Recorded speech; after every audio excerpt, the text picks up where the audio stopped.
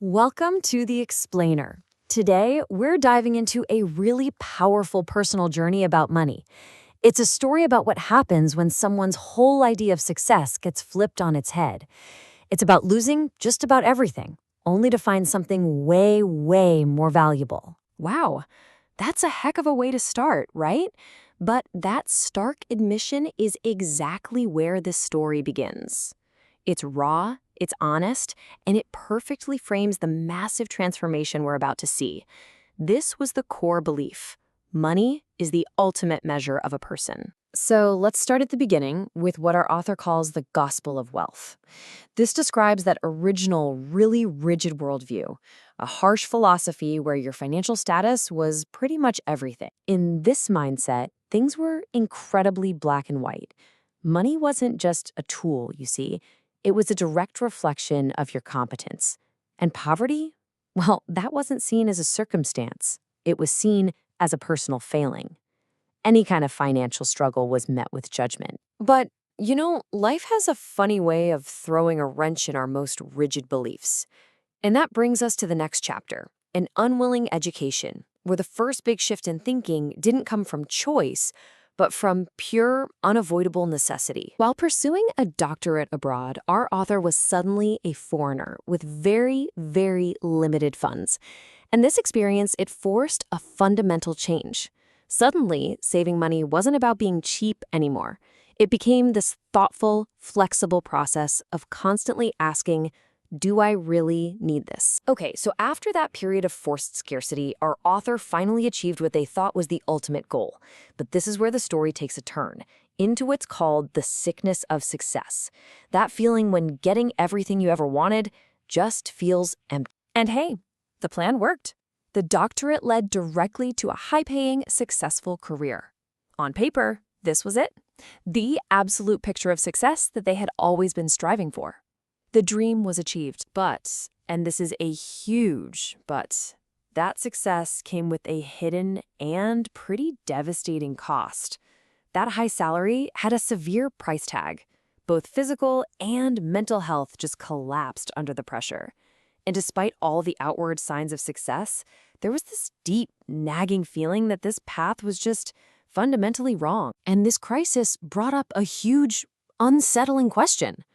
What if this successful life that we're all told to chase, the big salary, the fancy job title, what if it's actually a trap? So, faced with that question, our author did something pretty radical.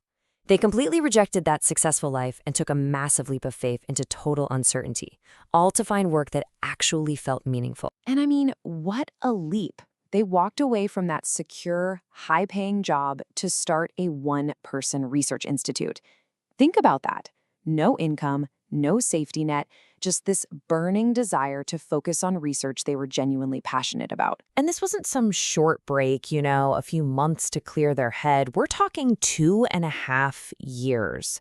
For 2.5 years, they lived entirely off savings, pouring everything into this new work. And you know what? That time turned out to be profound.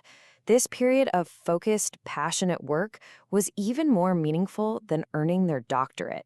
It built this deep, unshakable confidence, not in a bank account, but in the value of the work itself and this new path. So after all that, the rigid beliefs, the forced education, the sickness of success, and that huge leap of faith, what's the big takeaway?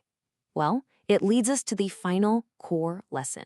A new philosophy on what it actually means to live a richer kind of life. The whole journey revealed this really fascinating contrast. When money was abundant, spending was often mindless, right? Driven by desire, not actual need. But when money was limited, every single purchase became a conscious choice. And that limitation didn't create a sense of lack. It actually sparked creativity and fulfillment in other non-material ways. And that's the paradox, isn't it? Here's how the author puts it. Having less money actually led to a healthier, less wasteful life. That process of making conscious choices wasn't a burden. It made life feel more solid and intentional, not deprived. All of this came together in a completely new set of priorities. The goal was no longer to just earn as much as possible. The new goal was to live a sustainable life of integrity, one that could be managed peacefully without trading your health for a paycheck. And this leads to what might be the most powerful warning in the whole story. We're all taught to fear not having enough money.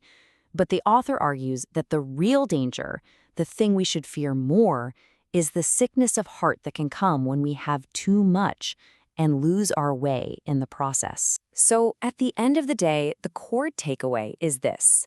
The real issue isn't the number in your bank account.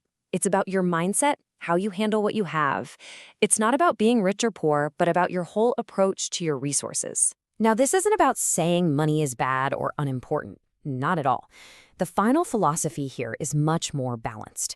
Money is still an important tool for living, for sure, but it's put in its proper place as secondary to the real goal, living with a peaceful and healthy mind. And so, we'll end by turning this powerful personal journey back to you.